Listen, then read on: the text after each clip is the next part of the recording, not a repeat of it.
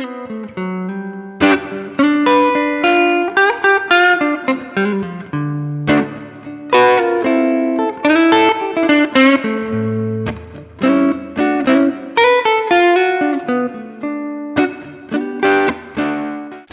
so in this week's lesson, we're going to continue with this mini-series on playing the blues out of each of the shapes from the CAGED system. This is critical for learning your fretboard and learning how chords and scales relate to each other. So in this video, we're going to be looking at the A shape. We've already done the C shape, the G shape, the D shape. So now we're going to be looking at the A shape.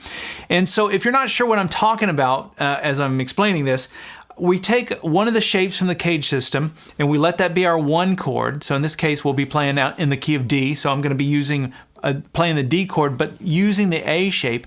And in that shape, in that neck/hand position, I'm going to show you how to relate your 4 and your 5 chord in that same spot without having to move your hand at all, and also where your major and minor pentatonic scales are in that spot. And this is so critical for learning how to navigate your fretboard. And when you're improvising, a lot of times you don't really have time to sit and think about this stuff. You need to be able to find something very easy and accessible, and that's why I'm such a fan of this. And so my goal is to go through each of these shapes, and at some point I'm going to connect them all and show you now, instead of just being locked into one region, we can now move around the fretboard by connecting all of this stuff. So anyway, it's really fun stuff, and I'm enjoying this little series.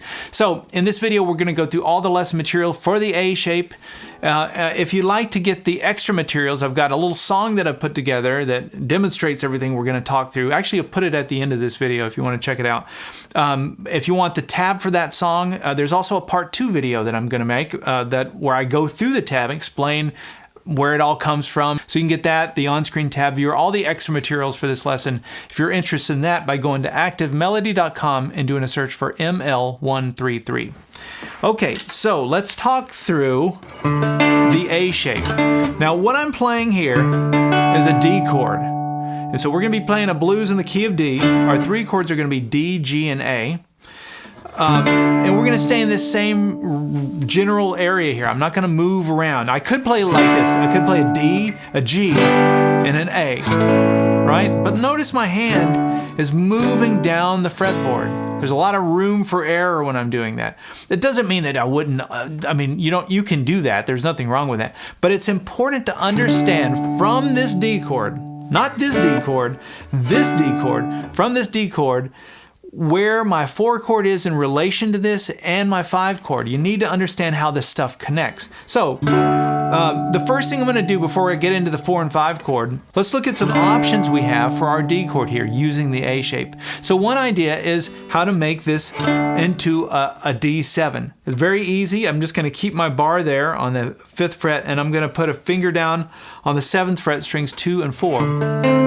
So now I've got the flat 7 in there. That's just another chord voicing for playing a D7, but this one lives inside that A shape. And so you could just hear, there's my root, there's my D. You walk it down 1, it's a major 7, so look at that. And then walk it down again, you've got the flat 7, which would be your dominant 7 or your D7. So those are some options there. And then there's this one, which I love. This is a D9. Now this one, you could argue that this is spilling into the C shape, the D chord using the C shape, but this note is connective tissue between those two, so it's kind of shared real estate in my opinion. So I could connect this back to the A shape as well. And so anyway, what I'm doing for that is I've got these 3 fingers making this shape here. I've got my middle finger on my D note. And by the way, I need to explain where my D notes are. I should have started with that. Duh. I mean, that's really important here. So if this is my D chord, where are my D notes? You need to know that, right? So there's one here, 5th fret, 5th string. There's another one up here on the 7th fret, 3rd string. Those are my 2 D notes that live inside of that A shape, D chord using the A shape. So this D note, I'm going to now play with my middle finger to play that D7. That's a little D7 triad. Now I can put my pinky down on the 5th fret, strings 1 and 2, complete that chord, and now I've got a D9. And that's a cool chord because you hear it in the blues all the time. You can slide into it. But just file that away as something that lives off of or sort of inside of this A shape or the C shape. You can look at it that one either way. But you need to know how to play that one because that's a very used chord in the blues. The last little thing I want to point out is my 6 to the 9 chord. I talk about this all the time, but this is a perfect spot for it, is in this A shape. When I'm playing this D chord using the A shape, you can see I've got a finger on the 5th fret and one up here on the 7th fret. If I were to play the top 3 strings on the 7th fret and the top 3 strings on the 5th fret, those could represent my D6 and D9. And just connect them all back to this D chord using the A shape. It makes it super easy. To me, this one is just so logical, guys, because I can see it. And you can slide from the 6 to the 9.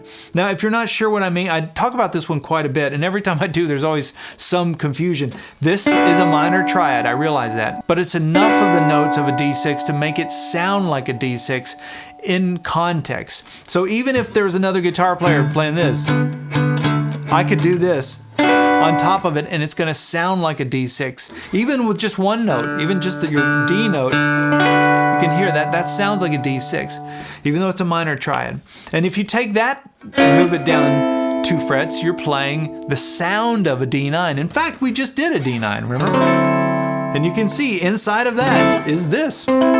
It's inside, it's in there. So inside of a D6 is a minor triad, inside of a D9 is a minor triad. And so those are some ideas for some chord extensions and some things you can do right out of the gate there that you can connect to that A shape. So now let's find our 4 and our 5 chord in this position.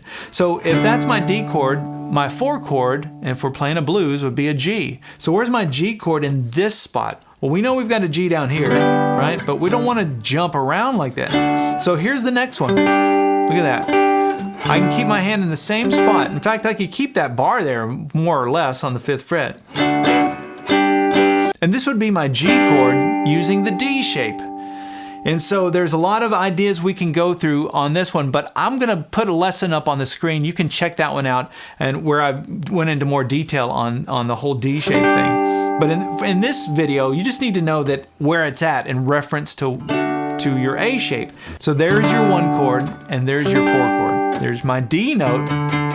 On top of that is my G note. And that G note tells me, oh yeah, if I'm playing a root note here on the 4th string, I can make this shape. Hopefully you're getting that. Okay, 1 and 4. I've also got off of this, and I'll use this in an example here in a minute. I've got my G7 little triad here, which is kind of part of this chord shape. You can think of like if you were playing your D chord down in 1st position, if I played it the way I'm doing it, it would look like that. And then my D7 is like that. That's the relationship that we're talking about here. D chord shape, D7 chord shape, even though that's a G and that's a G7. Okay, so we've got my 1. We've got my 4. Where is my nearest 5 in this spot? This one is awesome because I can keep my bar there on that 5th fret. And look at that. Now I'm playing the E shape. And you can see how tight that is? All 3 chords. 1, 4, 5. All in the same area. And we'll get into, actually my last lesson will be on the E shape, and I'll show you how to play E7s and all that. You don't have to worry about that in this video. So we've got our chords now. I showed you all the extensions and things you can apply to your A shape. Let's look at our scales in this position. So we've got our major pentatonic scale. Let's start with this D note down here, the first one that we talked about. And let's just play up the major pentatonic scale. Look at this.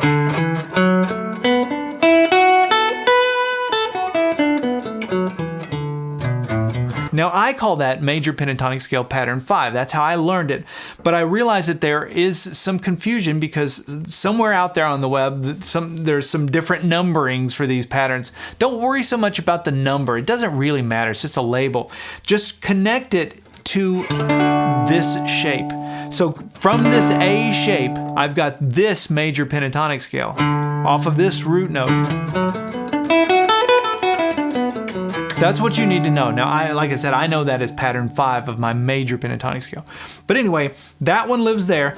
Your minor pentatonic scale in this spot, we'll use that same root. Look at this.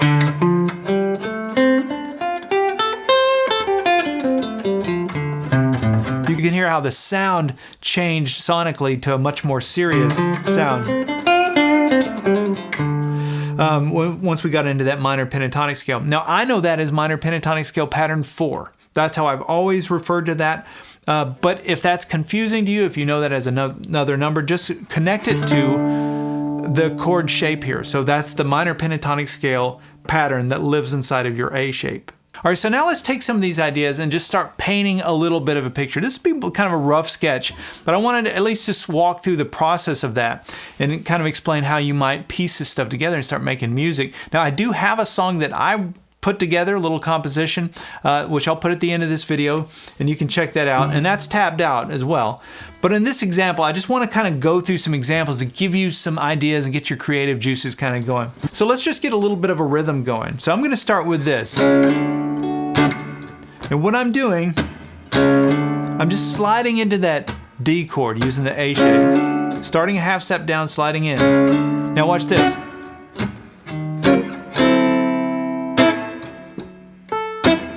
It's like a call and response. That's the call. The response is sliding back down using the D9 that I showed you. So this is just a D, just the D major. I could do the D7.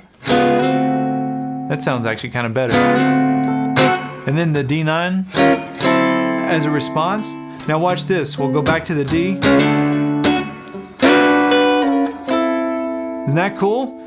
And you're thinking, well, what is that? That's the 6 to the 9 chord, 6 to the 9, but I played it chromatically. I walked it down, including that step. So I didn't mention that when I was showing you how to do it before, but you can totally do the chromatic thing. So even if you get nothing else out of this lesson, get this rhythm.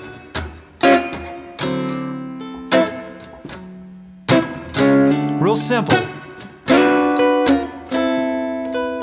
All right, so now let me just improvise a little bit of a lead thing. I can use some notes from the minor pentatonic scale. We'll start there and then I'll work into the major. But the whole point of this is just to give you some ideas. I want you to be able to, at the end of this video, take these ideas and start making some music. Even if it's just super simple, that's okay. So there's my little rhythm, super simple. 6 to the 9, a little slide.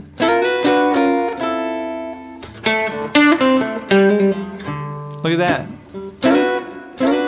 That's just a minor pentatonic with a chromatic walk up.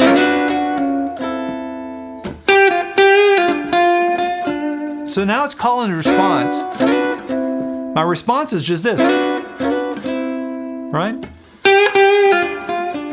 My call would be minor pentatonic scale.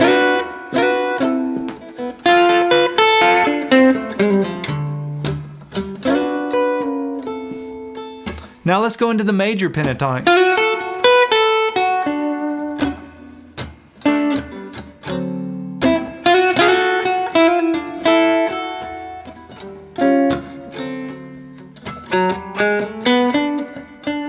Did a little walk up chromatically. Right there.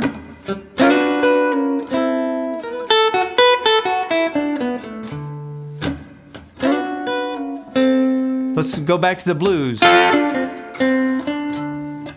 That's the minor pentatonic.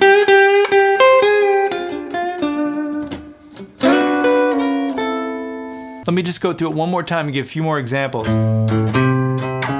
Here's my 1 chord. There's the 9. Major pentatonic scale. 6 to the 9 chord. Let's go to the 4 chord.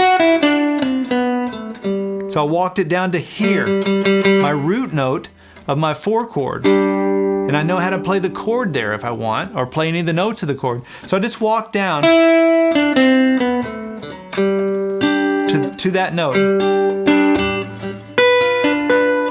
There's the 7, so there's my G and my G7. And then let's go back to the minor pentatonic scale of D to get us back to the 1. Now for the 5 chord, which is my A, this is something that you can do. This is another formula for the blues. Sometimes I'll hear blues guys, and I got this from Albert King, when it comes to the 5 chord, they'll change instead of playing in the key of the song, they'll play the key of the 5 chord. So in this case, we're playing an A chord, so I can just play my A minor pentatonic scale. And I'm playing, and since it's off of this E shape, it's really easy because it's pattern 1. So I can do, when it comes to the 5 chord, I can go play just a little blues lick out of A minor pentatonic scale. Play my A chord, and then I'll go back to the D minor pentatonic scale to pull me back home. Listen. And that pulls it back, and then I can go back to my D.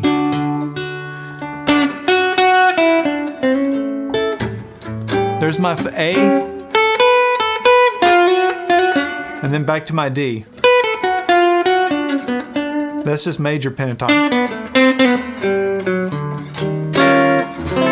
This is my D9. So hopefully that gives you some ideas for playing the blues out of this A shape. If you like this video and you've picked up some ideas, leave a comment, let me know. I appreciate it. I'll read through them all. And make sure you like this video wherever you're watching it. It always helps me when you do that with the algorithms. I gotta say that stuff. And also subscribe to my YouTube channel if you haven't done that already.